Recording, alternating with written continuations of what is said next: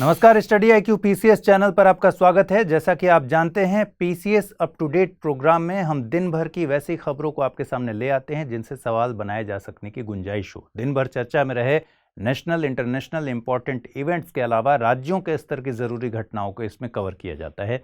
हमें उम्मीद है कि हमारी ये पहल आपकी करंट अफेयर्स की तैयारी के लिए बहुत उपयोगी साबित होने वाली है। खबरों में आगे बढ़ने से पहले आप सबके लिए एक जरूरी सूचना है। स्टडी IQ IAS चैनल पर कल से यानी 21 जून से मेंस 100 सीरीज की शुरुआत की गई है। इसमें GS के चारों पेपर्स को कवर किया गया है। यह लाइव प्रोग्राम हर दिन शाम 6 बजे आ रहा है। उम्मीद है कि हमारी ये पहल आपके मेंस के प्रिपरेशन के लिए बहुत उपयोगी साबित होगी। आइए अब खबरों को देखते हैं।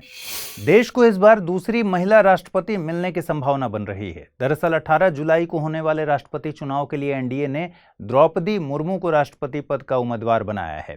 राष्ट्रपति निर्वाचित होने के बाद वे देश की पहली आदिवासी महिला राष्ट्रपति होंगी। गौरतलब है कि देश की पहली महिला राष्ट्रपति के तौर पर प्रतिभा देवी सिंह पाटिल काबिज रह चुकी हैं। संविधान में राष्ट्रपति के निर्वाचन से जुड़े अनुच्छेदों की बात करें तो जहां एक और अनुच्छेद 52 बताता है कि भारत का एक राष्ट्रपति होगा, वहीं अनुच्छेद 54 राष्ट्रपति के निर्वाचन के प्रोसेस को डिस्क्राइब करता है। NDA उम्मीदवार द्रौपदी मुर्मू ओडिशा के मयूरभंज जिले की हैं। वे झारखंड की पहली आदिवासी महिला राज्यपाल रही हैं। साथ ही वे ओडिशा से राज्यपाल बनने वाली पहली महिला और आदिवासी नेता हैं। वे भारत की तीसरी सबसे बड़ी जनजाति संथाल आदिवासी समूह से ताल्लुक रखती हैं। ये जनजाति झारखंड, ओडिशा, पश्चिम बंगाल, बिहार और असम में पाई जाती है। राष्ट्रपति चुनाव के नतीजे 21 जुलाई को आने वाले हैं।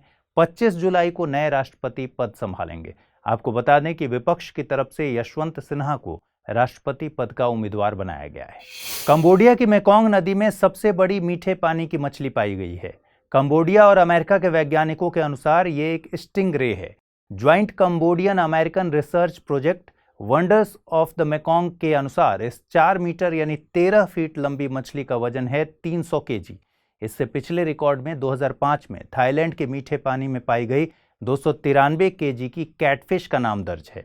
मीठे पानी की मछलियां उन मछलियों को कहा जाता है जो अपना पूरा जीवन मीठे पानी में बिताती हैं, जबकि समुद्री मछलियां समुद्री और मीठे पानी के बीच माइग्रेट करती हैं।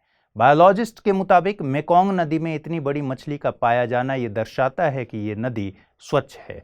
मेकोंग नदी चीन, म्यांमार, लाओस, थाईलैंड, कंबोडिया और वियतनाम से होकर गुजरती है और इसमें दुनिया की तीसरी सबसे विविध मछली की आबादी पाई जाती है। दुनिया भर में बड़ी मछलियां इंडेंजर्ड हैं।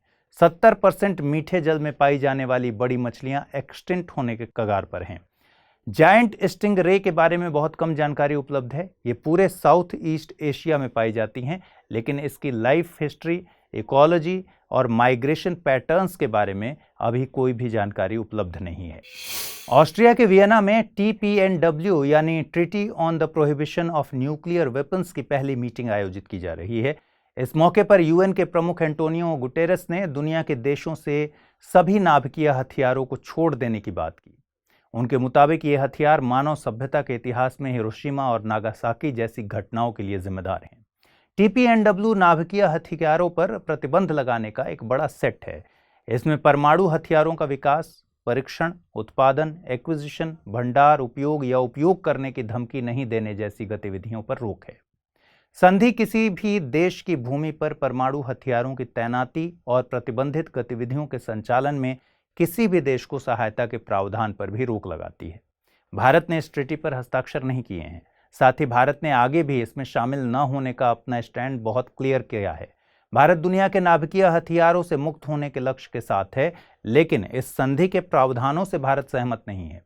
आपको बता दें कि TPNW को यूनाइटेड नेशंस कॉन्फ्रेंस ने 7 जुलाई 2017 को अपनाया था। वहीं 22 जनवरी 2021 को यह संधि लागू हुई थी।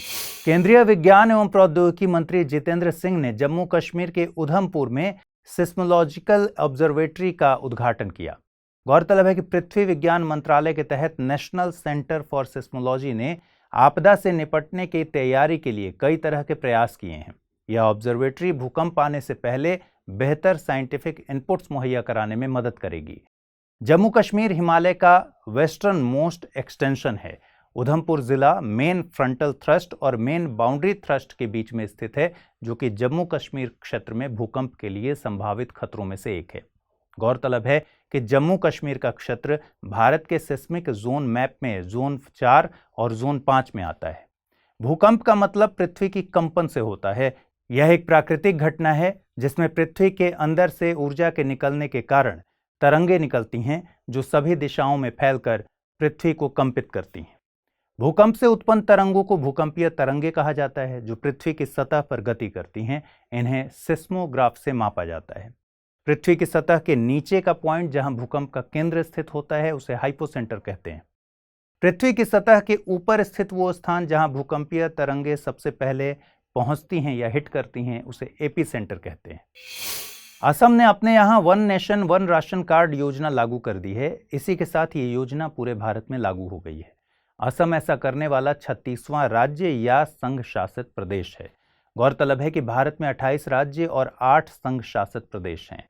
इस योजना में राष्ट्रीय खाद्य सुरक्षा अधिनियम के तहत कवर किए गए लाभार्थियों को अपने राशन कार्ड से देश भर में कहीं भी उचित मूल्य की दुकान से राशन हासिल हो सकेगा, जिससे देश भर में खाद्य सुरक्षा सुनिश्चित की जा सकेगी।